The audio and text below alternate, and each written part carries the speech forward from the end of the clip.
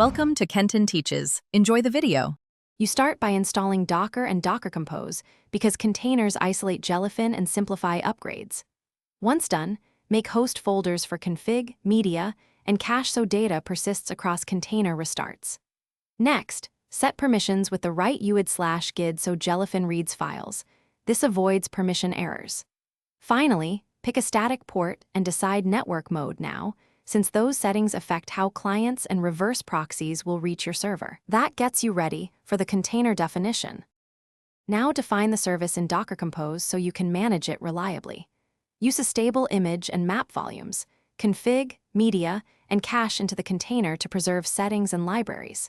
Set environment variables like tz and puid/pgid so Jellyfin runs as the correct user. That prevents access problems.